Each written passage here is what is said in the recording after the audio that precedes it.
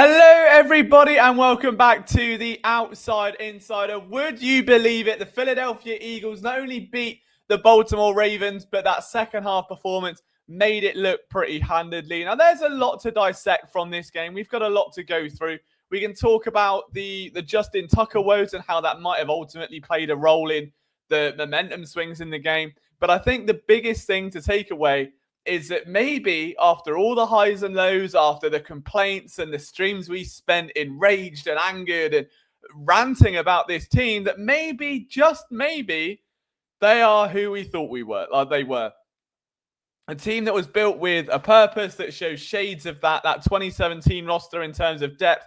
A team that has found an identity and stuck to it on both sides of the ball, whether that's rushing it with Saquon, whether that is what we're seeing defensively with these cool young guys just becoming key playmakers, or maybe it's just a plan going better than expected in terms of that very thing. But either way, the Eagles are on top of the world right now. They might well be the best current team in football. If you're going off form, they most certainly are.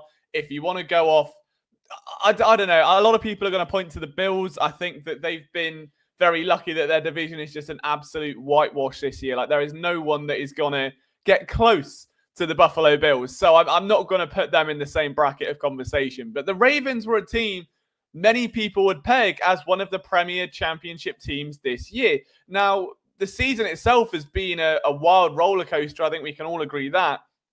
You've got big juggernauts losing every week. You've got upsets left and right. The big teams aren't even being upset so much as they're sliding and fumbling opportunities and shooting themselves in the foot. It hasn't been a season of stars, except for one man, and that's Saquon Barkley. And we'll get into his performance and what it means for his MVP case and all of the rest of that as this show goes on. But a quick shout to everyone watching this. If you're on Twitter, hello. If you're on YouTube, a special hello to everyone in our comment section. I am early. That's the wrong comment. I am early. Apologies for that. I know that's going to probably take some getting used to. So from now on, Wednesday and Friday will be 6 p.m. Eastern. I mean, Friday, it depends on essentially... Friday's a weird one at this point. It might just be Monday and Wednesday because we normally have a video Friday now.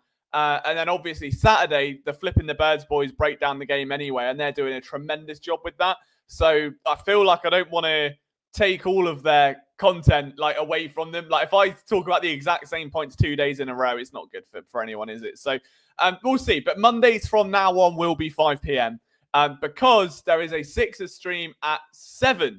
So apologies for the confusion. I promise I'm not trying to wind you up or play hard to get. Just wanted to come see you a bit earlier.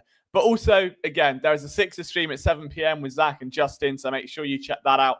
And again, Friday, Wednesday should still be 6 p.m. if I stream. Wednesday definitely will be. Friday is the one where it's going to be a little bit murky, depending on what other content we've got. Because hopefully you guys have noticed there is just a surge. Like, we're balls to the wall in YouTube content right now. Like, we're pushing everything we can to deliver the best Eagles content. We've got some good ideas coming up. And I'm trying to start work. I don't want to shoot the gun prematurely, but I want to start working on like a big 45-minute long Saquon Barkley deep dive, kind of talking about his year, what's been good, obviously, like the fact that he's surpassed all of our expectations. I think if he wins MVP, I kind of have to do it, but I don't want to do it now and then there'd be more to add on at the end sort of thing.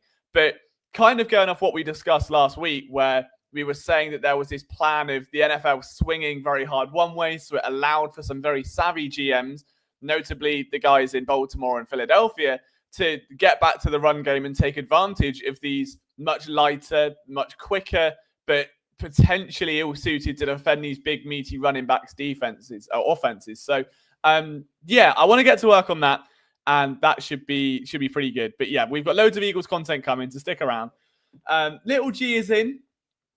That's right. Eagles are 10-2. Now, the Panthers, I'm already seeing comments about the Panthers and it being a trap game of sorts, because obviously Bryce Young is improving and that's fantastic. You know, good for Bryce. I think we're all happy to see the young quarterback find his footing, find his confidence after a frankly terrible start to his career.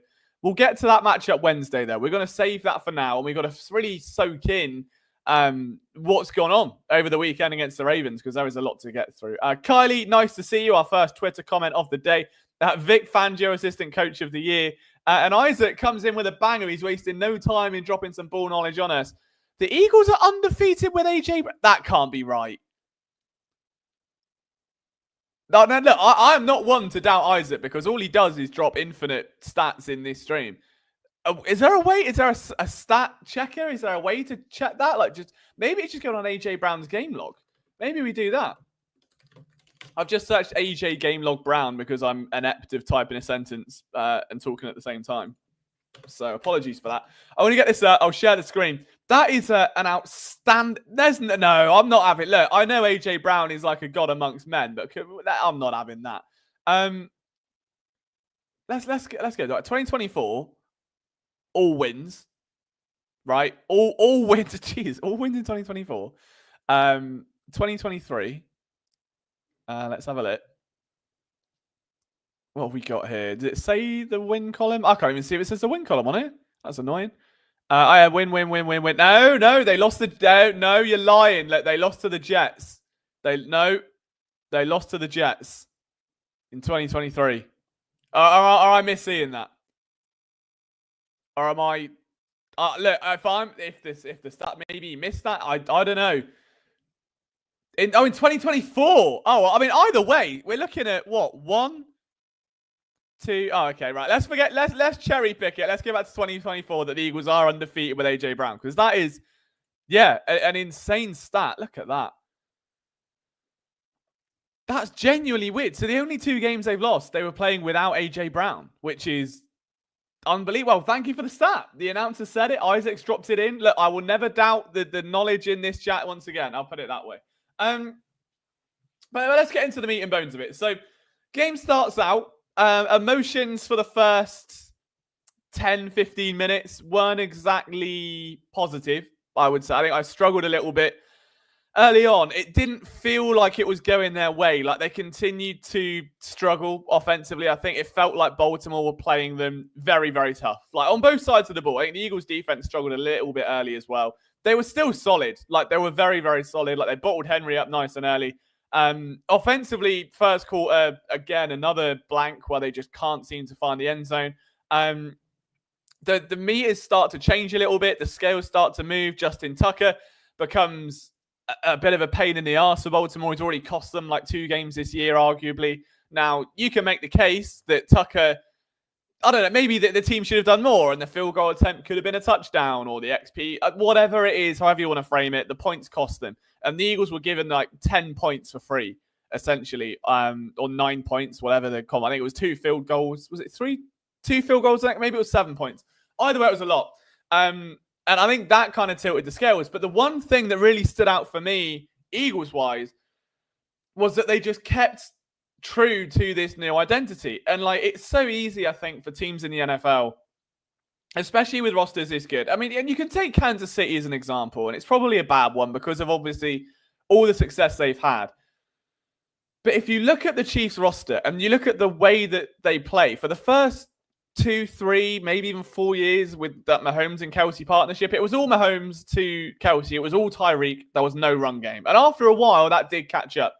Then the run game got taken away. Then Kelsey struggled. They've got no receivers because they go all in on one area and it just didn't pan out. What the Eagles, I think, have done a fantastic job of isn't just making sure that everyone eats and everyone gets their desserts. I memean, even last night against the Ravens, AJ Brown ended with 66 yards, catching 5 of 6 passes. He's had, 4 100-yard games this season? That's not off the dome. The tab's still up, so I'm not there yet. So the receivers are doing their job. They're still eating. They're still feasting. You've got tight ends scoring touchdowns. But the main bulk of this offense is rushing the ball. And we've now hit a point where we're starting to see these kind of option looks make sense. And that sounds really silly. But if you go back to the first 2, 3, maybe even 4 weeks, I mean, you can count the Bucs game as well, where it just didn't feel right. Something wasn't quite clicking. And I don't know whether that's the fact that you've got a new center in Cammy J, whether that's Jalen Hurts calling protections and there's more things to worry about. There was still some slop when it comes to the option looks. But I think that the biggest thing is just that they're now going, all right, well, if we continue to hand it off to Saquon and they have to account for who is by far and away the best running back in football, it's going to open things up. it's going to allow us to get experimental. It's going to allow Jalen Hurts to keep a few. And I think they got mixed up for the first even 5-6 weeks, hell, even last week, of these horrible QB keepers and these QB draws, and they just wouldn't be going the way that we would draw them up. It's like, why would you call a QB draw in 3rd and 8? Is the one that always comes up down in the red zone. But I think when you go back now and you look at something like last night, it's the first time, if I'm honest, I've seen a real balance of when Hurts takes off, when he keeps it, when he's able to keep it to himself and throw instead, when he pivots away, when they move Saquon, where they move Saquon. I don't think I've seen the team that structured in terms of the identity of that offense. And that felt like the coming of age game. For the Eagles offense, that was it. I also think, and I don't know how much of a role this has played, and I tweeted this the other day, so please, I need your eyes as well as mine here. I feel like Jalen Hurts has changed his throwing motion, and I don't know what effect it's. The only way I can describe it is it's very Nate Sudfeld-esque. There is a massive loop now over. It was almost like he's just trying to lob a tennis ball to someone. Like, it's not tight, it's not concise or close to his body, but it's this kind of over-the-top motion. And as a result, the ball's coming in like that, which I guess is good because, if I'm honest, it's going to explain his complete lack of turnovers, right? Like, he has not turned the ball over much this season at all, in comparison at least to years past. And I think a lot of that is that the ball is being thrown crotch level, like belly, crotch, thighs, like for these big receivers to go down and get it. And when they go down, defenders come down. They try to make a stop because they see a receiver stopped in motion, bent over. And all it allows someone like AJ and Smitty to do is do these little curl out flicks where they're able to turn on the spot, pivot the other way. And they have done this every single game this year. These same little flicks. And it might well be something where they've drawn it up and gone, look, AJ and Smitty continue to win on these leverage routes. AJ's too physical. He's not going to get brought down on the first hit. Smitty's too elusive. They're probably going to miss him. I wonder if that's by design.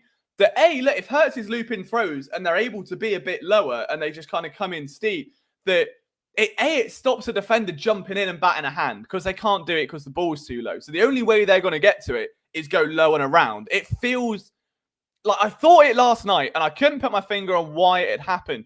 And then it dawned on me. I watched a little bit of the film this morning that I genuinely think, if you watch where Hurts targets this ball now, they are very rarely these really high floated rainbow arc shot, deep shots. I mean, they're still there, but I think that's where the inconsistencies deep come from.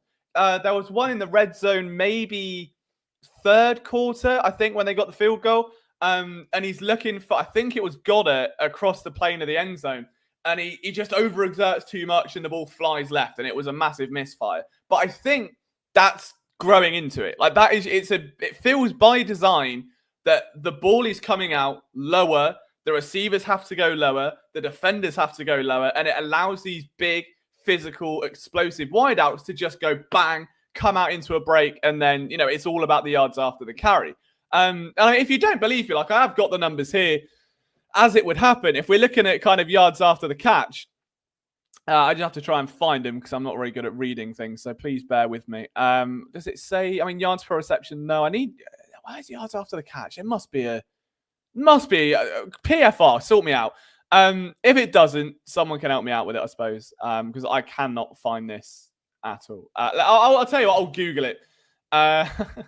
Eagles Yak stats. But I think I would not be shocked at all if every single player's Yak stats were up. I can't find it because I will be here to, I will be here 10 minutes trying to find this stat. But that's a really good point. I tell you, I can do that. Let me do that. That I can absolutely do. And then I'll get into the meat and bones of this show, which is going over the shape of the roster and how it's similar. Now, if I go, I just want to see Jalen Hurts 2023 film, and then I'll take one from this is TV Ravens. We'll get that up because I think that's quite important. And then we need, no, it's starting to get copyright stricken. Let's not do that, please. Jalen Hurts top players of 2023 is not going to be it. All right, let's try that. Right, so what I'm going to try and show first is this. This is Jalen Hurts 2023, right?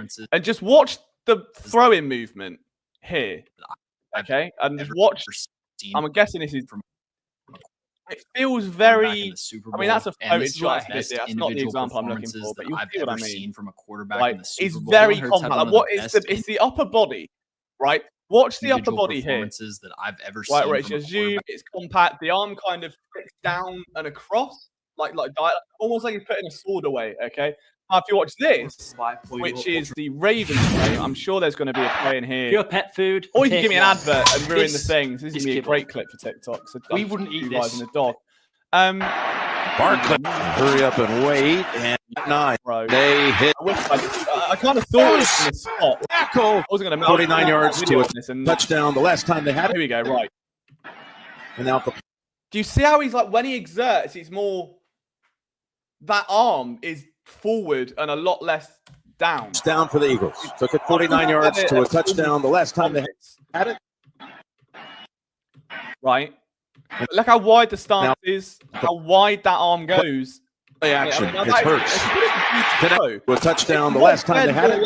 Like, this is the effect. Now what I'm talking play about. action. Look at where that ball is. And this is, and at the start of the season, I thought this was by design. I was like, well, maybe just Jalen's misfiring. He's missing throws. He's not helping his receivers. I think it's by design. Connecting again with AJ. It's a 2nd and 5. Again, goes up. Camera struggles. Usually they have 7. It's a real jerk at the end of his throwing motion. He kind of really pulls down. It's a 2nd and 5. Can you see? It's like the arm fully turns over. And I wish we goes up top again. Is Brown shaking off one? It's a 2nd and 5. That's probably the best example where he delivers it now much lower. I mean, that's his head. That goes up top again. Is Brown shaking off down? Open again. Guy working in the middle. We get one here.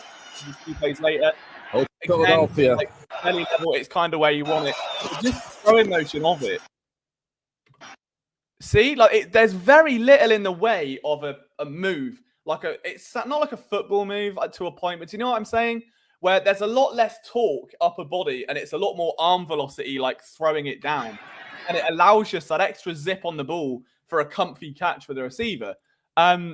If I try and find another play on this ring focus the NFL quarterback debate is, because when we're looking back on Jalen Hurts' career, the only thing that's going to be remembered from this game by a lot of people, there's a little bit more. Jalen Hurts' career, that looks tidier. This motion now looks because when we're looking back it's on working Jalen Hurts' wonderfully. Career, the only thing that's going to be remembered it's not so much a criticism. It's more of a.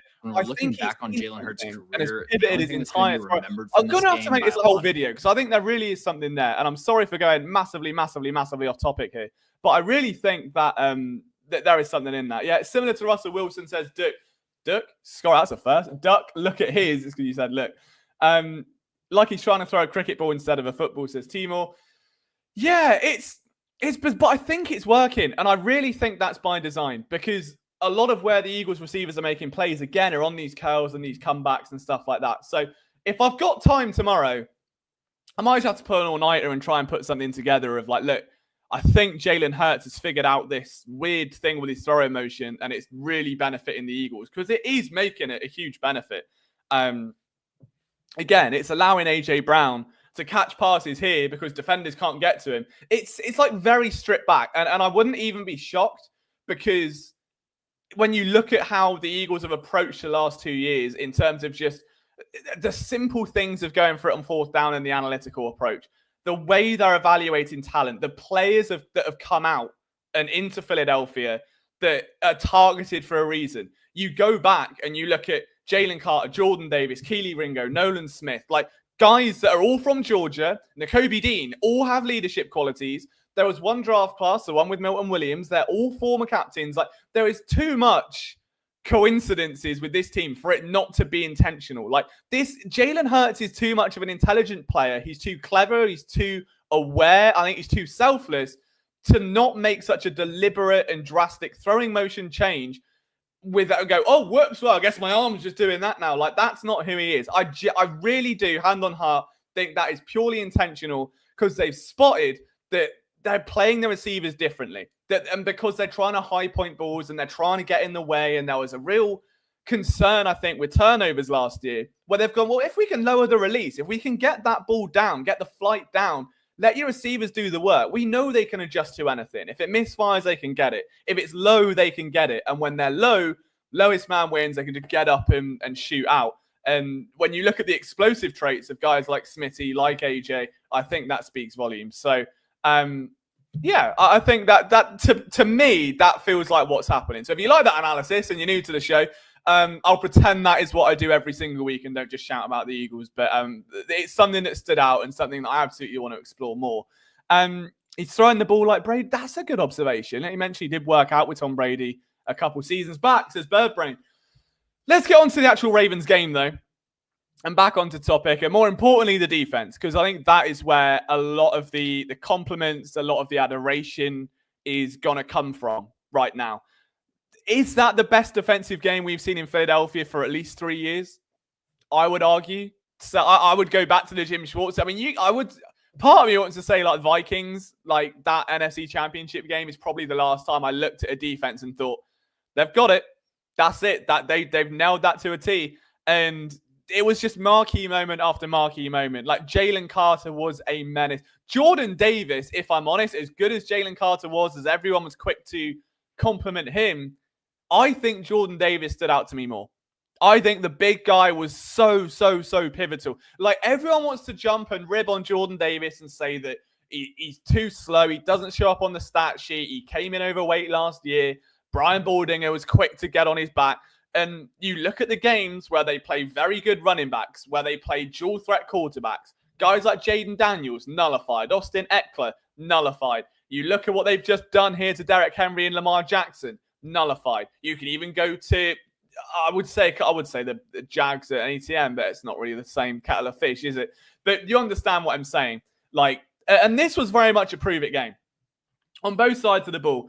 I think this was the sort of game the Eagles absolutely had to win. When you're riding a streak that big, when you go into a hostile environment against a perennial championship contender, a team that has ultimately failed to get over the line because they might be the biggest bottle jobs in recent memory, despite having one of like the best rosters in all of football and continuing to do nothing with it. But that's neither here nor there. The main point of this statement is that the Ravens are hot in pursuit. They need to get their season back on the road. They've dropped too many big games. They've dropped too many points. Their kicker's letting them down. Lamar Jackson is having another MVP level season. I think not to the degree that, the first two were, but certainly still good.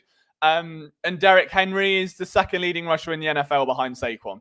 There was always going to be a tough day at the office. But one of the arguments people made about this Eagles defense is that the teams that they'd faced in this run, especially coming out of the Bucs game, and you know what, like in all fairness to them, it's hard to actually argue and dispute that there was at least reason for, well, they haven't really faced anyone big yet, as much as we say you can only play who's in front of you. Coming out the bye, all right, this is who the Eagles defense has had to face. The Browns, useless. The Giants, lol. The Bengals, fair. That was a good win. The Jags, clutch moment from the Kobe Dean, wasn't pretty the rest of the game, but they got it done. Cowboys, tremendous. And then I think if I'm honest, it's the last 3 weeks that have impressed me most. The Commanders was the statement game, where they went into that having beat the Cowboys. The Commanders had obviously just dropped a game against the Steelers, I believe, and the division was on the line. This was it. Like, the Commanders hadn't faced adversity. They hadn't faced a team that I don't know, had give them a real run for their money and someone that would punish those mistakes. And the Eagles, while they hadn't been able to do it regularly, are certainly a team capable of it. And they handily beat the Commanders. That second half was certainly one for the ages. The Rams, something similar. That could have easily been a trap game. It's a team that shouldn't be overlooked. Stafford is still as lethal, as he has been during his time with the Rams. The receivers were always going to test Cooper DeSheen. They were always going to test Quinion Mitchell. Kyron Williams is solid. The defense isn't terrible, although it did get gashed like no end by Saquon Barkley. This was it. The Ravens game, after all of this and building up some steam, when you've got players on that Ravens team outside, like, it's so easy to look at the Ravens and just think of like Lamar and that, but you've got Isaiah Likely, who's a bit of a menace. You've obviously then got someone like Zay Flowers who can hurt you. I mean, Nelson Aguilar had a drop, which is just sensational. Like, how nice was it to be on the end of a Nelson Aguilar drop and not the one like screaming, pulling your hair out? It's an offense that can win, and they're so built on running the ball. They're very similar to the Eagles, but without that star power at receiver. And for the Eagles defense, that bear in mind, like the type of pressure they got on Lamar. And I know that Brian and Zach and whoever, it was Zach and Eric, sorry, on Saturday, spoke about this, about getting pressure on Lamar and really keeping him in the pocket and playing contain. Brandon Graham is one of the best contained defensive ends I've seen play in Philadelphia. Like very, very few can just set an edge the way he can. Derek Barnett could bend around it, couldn't do anything when he was there. Right? You lose Bryce Huff. You lose Brandon Graham. Josh Sweat has been middling. Nolan Smith is starting to find his form and breakout. And then it's who do you want at that point? Who do you go for? Do you just ride the same two? Do you come back and look at linebackers? Do you get Cooper DeJean in the blitz? Like what is your strategy there? And for this Eagles team to play as physical as they did against Baltimore, to bottle up the lines, Nolan Smith deserves a ton of credit. Like I really like that. I think of all the stuff that makes me happy this year, right? When it comes to this Eagles team, if you're going to do like a Christmas list of things that like you want for Christmas, at the start of the year, I would never have put on that list. Nolan Smith finds his footing, and game by game by game, you just feel this like, oh, I got it. But you know that meme where it's like, oh, I understand now. Like Nolan Smith in year 1, Nolan Smith year 2. Like halfway through the year, maybe after the Bucks, he's just gone, oh, I understand it now. And just bang, dropping them all in everywhere. And he has just been brilliant. In terms of playing the run, I think he's got much, much better. Isn't getting enough credit for playing the run. It's easy to look at a team like Baltimore and say, well, yeah, he played so great because Henry didn't do much. He was exactly the same against the Rams. He was just as efficient against the Commanders. Nolan Smith as a run defender has come on leaps and bounds over last year. Like, and I think the biggest thing is it sounds really cliche and really stupid, but it's a smile on his face. Because especially with young edge rushers, they're expected to produce out of the box. If they don't, as we know, look at Bryce Huff, all right? If it doesn't work straight away, there's pressure. Brandon Graham's an example. If they don't produce instantly, people get on their back. Nolan Smith had a rookie year that was extremely forgettable. Wasn't bad, wasn't brilliant, just it was all right. You're never going to go tell your friends about it at work. You're never going to text the girlfriend halfway through your day and be like, did you just see Nolan Smith make a play? Because he didn't. He didn't. And year 2, it feels like he got the first sack, got the first TFL, the first QB hit, and something just woke up. Something just woke up the dragon inside Nolan Smith. And he was able to just go out there and play. And like just freely. And I wonder if that sense of freedom, and also the fact that, bear in mind, his snaps were so limited in 2023. He's now playing alongside Georgia teammates who he knows incredibly well, like inside out. He knows Jordan Davis. He knows Jalen Carter. They've played football together for years. Now you're playing with them full time, and you're in essentially what is a starter role because there is no BG. I wonder how much that helps in terms of comfort, in terms of just getting him ready and comfy and content and just able to go in flow state. Because I think it's so easy as an edge rusher to overthink. And I genuinely, I won't reveal too much about said player. I guess a few of you might be able to guess based off what I've said in previous streams. I suppose not, because he was a college player at the time. Ignore me. Spoke to an edge rusher, currently still in the NFL, played in college before he came out for an interview with PSN. While a lot of the story was just about his technique and what he's learned and stuff, I was like, what's the biggest difficulty you find? Because he came from quite a small school. I was like, what's the biggest difficulty you find when, you're asked things by NFL evaluators and when you go into the combine and stuff? Like, is there anything you feel you have to prepare for? And he said that it's just easy to overthink. And when you're asked how to play a certain technique, your head goes to how you can best impress them rather than what's most effective. So instead of just a straight ball rush, which is probably going to work if you've got the athletic ability, you focus on trying to club, trying to rip, trying to spin, trying to do all the dressings on it because you want to look good rather than play good. And he's like, I think a lot of people struggle with that. And I'm not saying Nolan Smith has, but I think now he's figured out that what he's doing is working, that there's just flow state. He's not overthinking. He's not approaching every snap like, right, I'm going to do this and this. I'm going to, like, there's no inner back. It's just zen. And he is just playing for the love of it. And I think that is genuinely really exciting. Like, it's one of my favorite things of this whole campaign is seeing Nolan Smith do what Nolan Smith does and enjoying it. Because that's the player we knew he could be coming out of college. Like, that's it.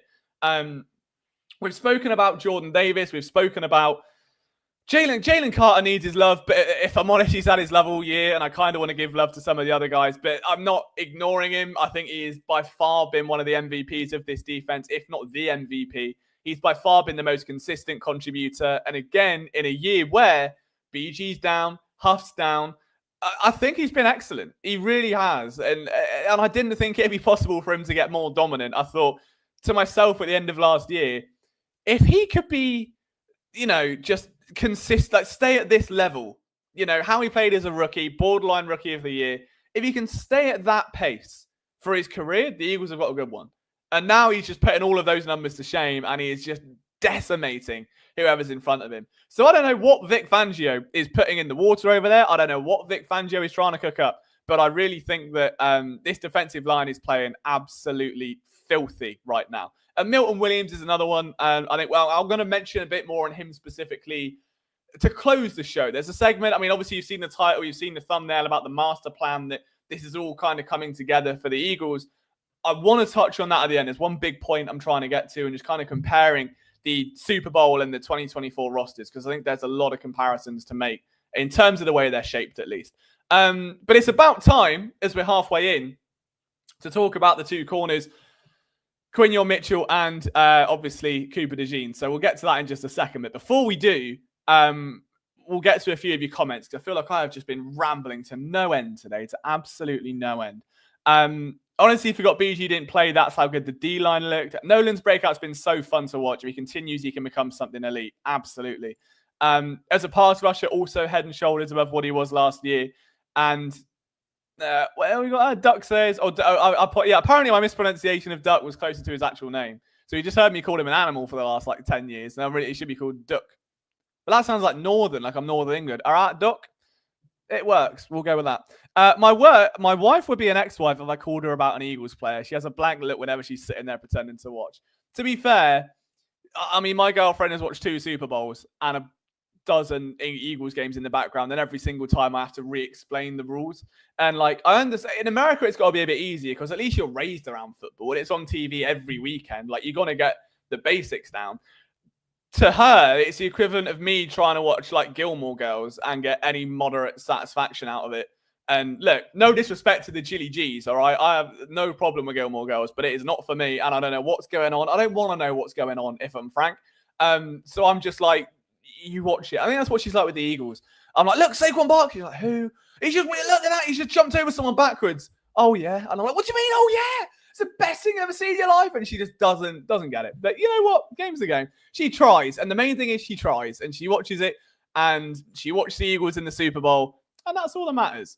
And we share a Premiership and the World Cup. That's cool. I like that from Duck, who I shall call affectionately from now on. They asked Slayer or CJ GJ about the difference between the first 4 games and the rest of the season. He said they don't have to think about the play. They know what has to happen because it's been drilled.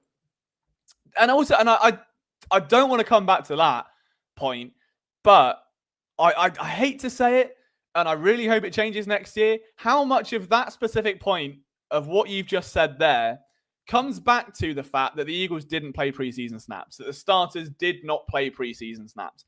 It makes you wonder, doesn't it? Because I haven't got a Scooby-Doo, but it really makes me concerned that it's they bumbled out of the gates.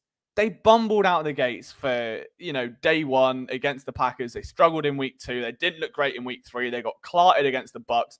And then with a bye and some preparation and some tape to go off, then he's like, yeah, we got it now and we can hit the ground running. So certainly makes you wonder. But what also makes you wonder is a very pivotal question, ladies and gentlemen. Which Eagles rookie cornerback is winning Defensive Rookie of the Year? That's the question. That is the question that at the end of a ridiculous run, I say the end, I mean, it could still be the start. They could go undefeated the rest of the year at this point. Which one wins Defensive Rookie of the Year? Not could one of them, not should one of them. Which one? What do you choose now? It's like choosing a Porsche or a Ferrari. Which one do you want? They're both elegant, beautiful supercars. The Cooper DeJean, can we get the Cooper DeJean? I say, can we get it like I've got a producer sat there? I'm going to get the Cooper DeJean Derrick Henry tackle because it might just go down as one of my favorite things in history. Philly. No, I refuse. 23k views. Where's your copyright strikes? I had to deal with them. I get copyright strikes. Anyway.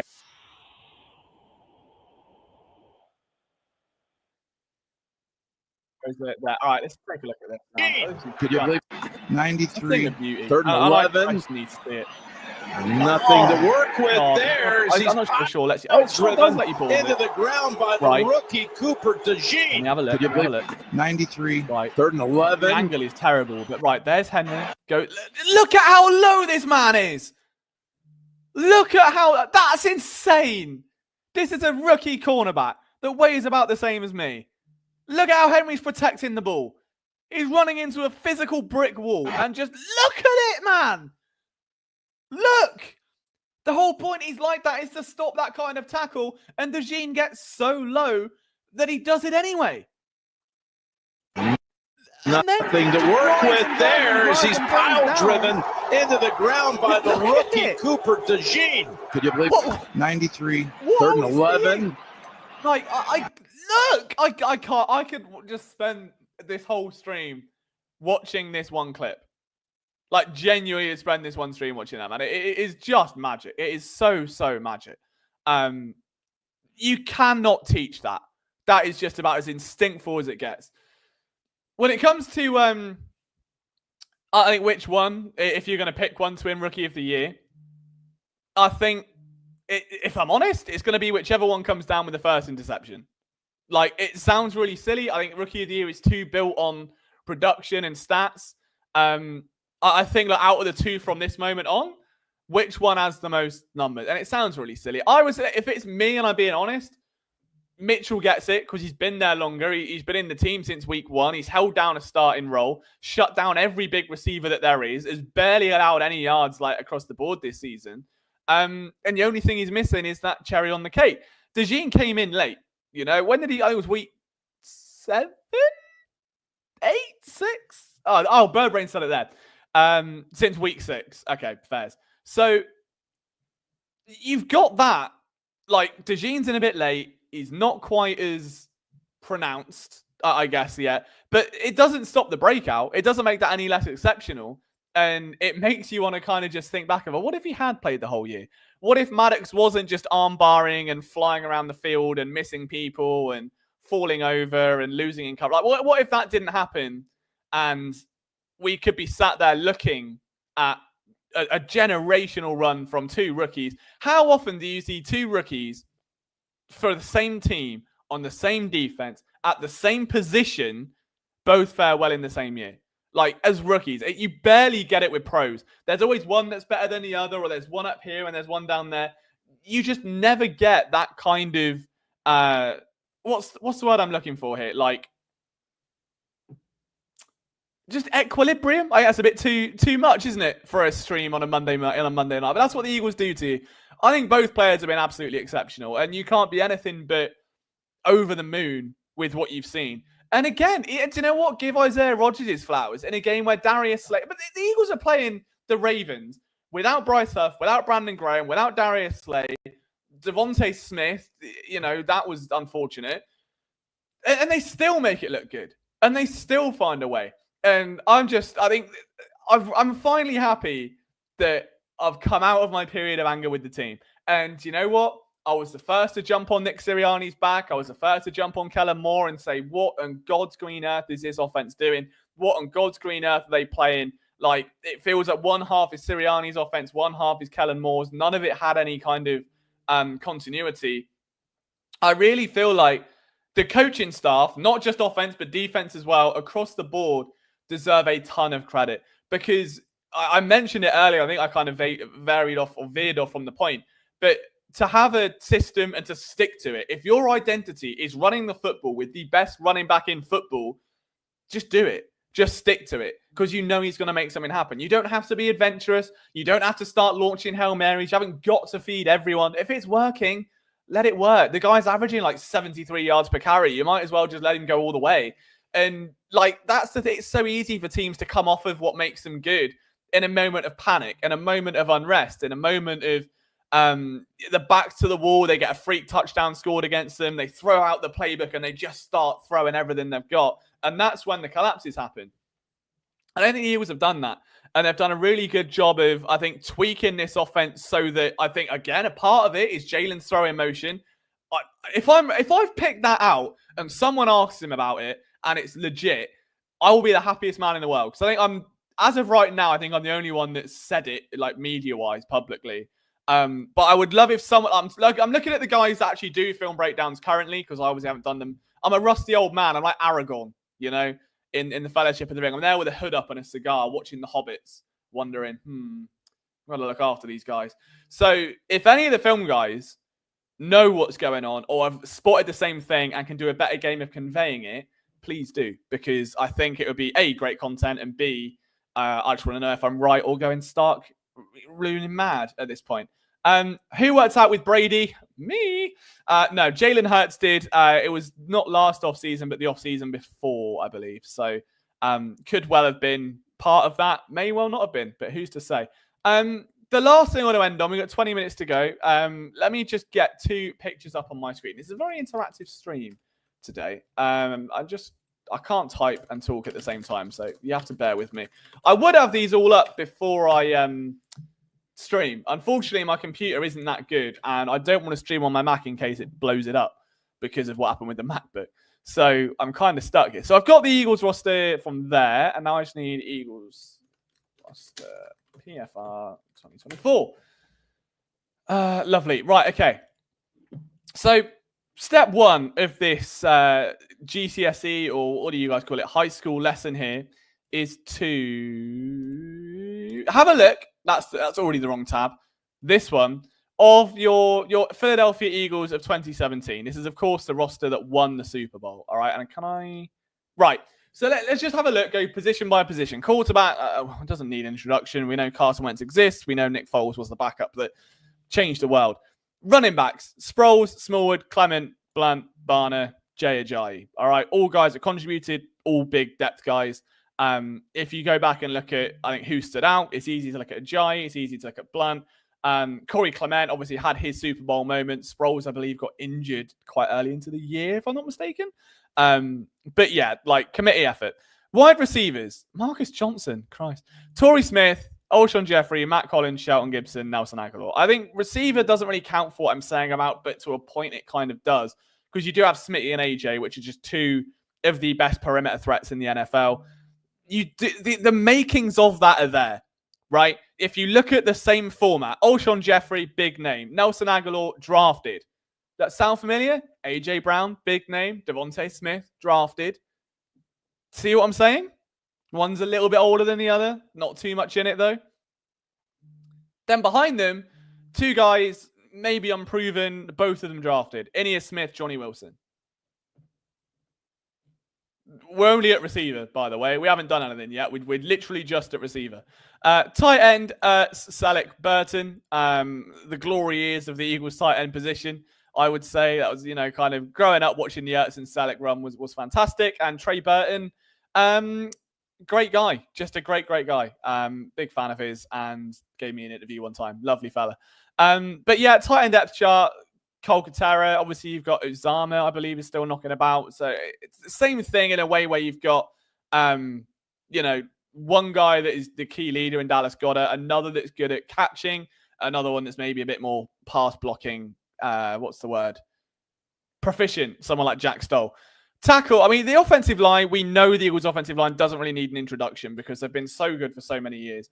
But I think Isaac proved me wrong. I wasn't a big Fred Johnson guy, but he's, without looking at tape, I don't have my opinion fully swayed, but he at least proved me wrong that he was somewhat efficient. So you've got a good backup tackle. The interior guards have been great. I mean, we obviously got a little bit of a Tyler Steen experience earlier in the year. If you go back and look at Mekhi Becton's injury, all of the starters really, I think outside of Lane and Cam, or Dickerson, one of those 2, have had some time off at some point. Defensive end, Curry, Means. Oh, what a man. Stephen Means. Stephen Means business. Love it. Chris Long, Derek Barnett. They're your defensive ends. Oh, and Brandon Graham, of course, who's for some reason listed down there instead of up there. same sort of thing. Obviously, you look at the way it's built. Derek Barnett is the guy, the young player at that point. Only young. I think that was his first season. That was his rookie year. Rookie year, Derek Barnett. You've got two veterans in Chris Long and Brandon Graham. Both of those guys who have, meant a lot for the city, I think, in the time they were there. Vinny Curry, homegrown guy, beginning to break out a little bit that year. And then Stephen Means, depth. If you look at the edge rusher position now, veteran Brandon Graham still there. I would argue that the Derek Barnett in this situation is Nolan Smith. I would argue that the Vinny Curry in this situation is Josh Sweat. And then you've got, depending, it would have been a Bryce Huff as whoever. It's definitely an upgrade, but the template's the same. The big one for me, the one that really hammers it home, is the depth at defensive tackle. I'm trying to untick some names. You can see them here. So it's just these names here. Destiny Vial, Elijah Quells, Justin Hamilton, Fletcher Cox, Bo Allen. Right, and obviously Timmy Jernigan. So the main four was Cox, Jernigan, Vial, and Bo Allen. Who are your defensive tackles this year? Jalen Carter, Jordan Davis, Milton Williams, I'd argue Thomas Booker, Moro Ojomo. A really, really strong four-man front that is just wrecking shop weekly. Doesn't matter who it is. And if Jordan Davis comes out, Ojomo comes in. If Ojomo comes out, it's not very common for teams to have a string of four defensive tackles, all of whom can put up sacks, all of whom can play the run, all of whom are efficient. Someone like Milton Williams, who can line up all over the line, be a menace depending where he's lined up. Very explosive, very slippery. He's had a fantastic year. And it just really complements it. Linebacker's been headlined by Nakobe Dean, obviously by the breakout of Zach Bourne, which I would say not many people saw coming. I wouldn't say no one because... Well, I say it every week. Yeah, we all know. Yeah, we've all seen the stream. You were all there. I'll stop going on about it. But yeah, the linebacker position has been solid. I think that's been built in the way that it always has. It's just panned out. But I would argue that I made an analogy earlier that it was like Brian Brayman, but I think on thinking about it further, it's more Camu Grugier-Hill. I should have made it. I took a tweet and no one liked the tweet because it said Brian Brayman instead of Camu Grugier-Hill. I think on reflection, I should have said KGH. Signed as a special teamer, not a ton of upside, but someone that has the potential to take on a bigger defensive role. And I think that's exactly what we've seen here from both players. In fact, I've just lost everything. Where's that? It's the wrong roster. That's why. Here we go. Cornerbacks. I think this is the strongest. I miss prime Patrick Robinson. God, what a player! That's a man the streets will never forget. But corners now, Jalen Mills, Ronald Darby, that's your Darius Slay, that's your, obviously, Quinion Mitchell, Patrick Robinson, or Avonte Maddox, I suppose, eventually will end up being, Cooper DeJean. And safeties, Jenkins and McLeod. The backup there, obviously, was a little bit more uncertain with Jalen Watkins, Dexter McDougal. However, Chauncey Gardner-Johnson, slightly big, more rah-rah guy, slightly more of a leader. Reed Blankenship in there. CJ McCullum made a great play. There's your depth safety for you. I don't really need to show the 2024 roster because we kind of just named them all anyway. But do you get what I'm saying in terms of the format of this roster, the way that it's been built? There are so many parallels in terms of what's important. Depth in the trenches, both sides of the ball. Depth across the defense. And just having an array of a top guy, a guy you've drafted that you prioritize highly, and developmental talent underneath. And normally you just get the guy you've drafted and you go all in and he's your star and then everyone around just whoever. And it's a bit of a mismatched mess. And you can look at Tennessee, I think, as a fantastic example of what they've done after the A.J. Brown trade, or I guess for lack of a better term, what they haven't done. So teams struggle. Like the Cardinals, as bizarre as they've been this year, are a team that have done exactly that as well, where they have weapons, but it's just a weird mismatch where they sort of have a number one, but they kind of don't. But then you've got a good running back, but and it's like there is no rhyme or reason. The Ravens kind of do it pretty well. The Jets, bizarrely, have tried to do it. The Jets are one of the few teams that have actually, they build the roster the right way. It's just shit. If the Jets were mildly competent at evaluating talent, then they'd be far and away one of the best teams in the NFL. But they know how to do it, and that they're going after all the right traits. It's just in the wrong players, and it ends up going tits up. But in terms of the roster building, they do it right. You can look at a team like the Lions. I think they're doing something quite similar. It seems to just be the meta at the minute, which the best teams across the league are all doing. The Bengals are another fantastic example of that. So yeah, like it's just an interesting parallel to draw this master plan. And when you take, and it's taken us an hour, right, to get to this point. And if you go back through this stream and you look at everything we've discussed, this big master plan that Howie Roseman has cooked up during the offseason in a lab somewhere in Lithuania, all by himself, just fully locked in on creating the best football roster in the league. And you get a quarterback that is willing to change the way he throws to benefit the offense. They can run more of these little flicky curls and get yards after the catch. That's worked out. You get Saquon Barkley. The Giants give you a gift on a silver platter. You go, right, he is your identity now. This is what we're going to do. And they run it, and it works every time. Defensively, they tried 2 failed defensive coaches that have tried to emulate Vic Fangio. They go, do you know what? We've had enough of this. Get them out. Let's bring him in. None of these imitators, just full-on prime Vic. We're going to ignore all the stuff that happened to him with the Dolphins, and we're just going to give him a shot. And when you look at what he's done with that defense, when you look at the way the players are going after each other and the way that they're developing right now, like, I can't think of many teams in the NFL where across the board, like, can you name me an Eagles player that doesn't look better to how they did last season? Like a single one. Because I would struggle if I'm on it. I mean, Dallas Goedert has looked the same for about 3 years. I'll give him that. And other than that, Darius Slay. But not asked. The bulk of the team look much better than they did last season. That's on coaching. It's on guys like Bobby King, who've developed the linebackers. It's on the secondary coaches. It's on the offensive line coach, obviously Jeff Stoutland. It's on Jalen Hurts for being accountable. It's on Sirianni. And you put it all together. And how he then builds a roster in the same vein as 2017 with the same principles.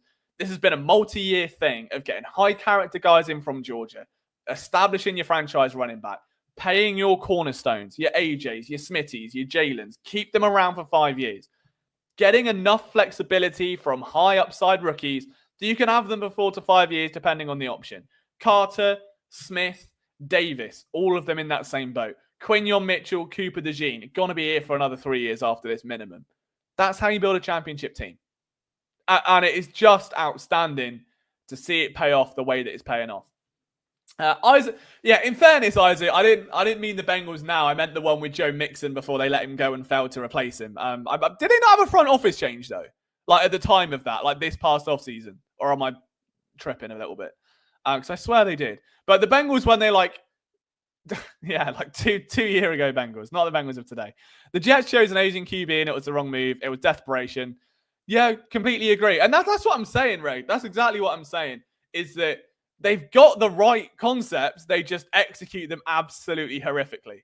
And if they could just, work it out. Like, you can't have players like Garrett Wilson, like Breece Hall, someone like Jamal Adams passes through and slips through their fingers. Guys on the defensive line, they continue to find all the time. They can't have that many good players out the draft and not know what to do with them or how to sustain their growth and build around them. It's like they just bring them in and hope they do everything and then make a bozo decision for Aaron Rodgers. So, it is what it is. But we're not talking about bozos today. We're only talking about ballers. And we'll end this stream talking about CJ McCollum and the fact that Aguilar doesn't play for the Eagles. I will say, though, I am thankful for his time there. Not many people will be. Look, without Aguilar, would we have had the memories we did from that era? Would we have got to the... I say we've got to the Super Bowl, of course we would. But do you know what I mean? Would we had... Look, there was something kind of nostalgic. Like, he was our mess, It's like if you have a dog that just, kicks up shit all over the house and just chases birds, right? You kind of just go... Someone comes in and goes, oh my God, your dog's a maniac. He's horrible. Look, he's making such a mess. And you go, he is... But he's our mess, and we love him very much. And that was what Nelson Aguilar was. He was a pain in the ass, and I think, I'm amazed. That's not amazed. I'm happy, I should say, that he's still got a career in the NFL, and he's still churning and firing out. Trying to, anyway. Still dropping like good old times. Speaking of bozos, your beard is on point today. Thank you. I was gonna trim it actually. Look at that. Little tickle number. Brilliant. But yeah, no, I will take that. I do need a haircut though. It's getting look. I shaved my hair for Sirianni. The Eagles have not lost since. Don't forget that in this stream. All right, if you're new to this stream, I don't normally look like this. I normally have a lovely head of hair. And after the bye, when Sirianni shaved his head, I came out and said if the Eagles win 4 games in a row, I'll shave my hair too, because I thought it was just so outlandish that they would do it, and they did. So I braved the shave. It's now grown back to this very awkward action man looking length. So I might need to get that cut soon because I think I look better with short hair. But I say it every week as well. I would urge any of you to do the same. All right. For every game the Eagles win, there needs to be another fan shaving their head in honor of Sirianni and the sacrifice he made. His big, lovely mop of hair gone for a potential Super Bowl. And I would say that is a very good, it's a good deal. It's a good trade. Who wouldn't want to take that? All Aguilar gave us was that one dude said, unlike Aguilar and his mishaps. Honestly, Aguilar as a WR3 wouldn't be awful. It can't be worse than Dotson, right?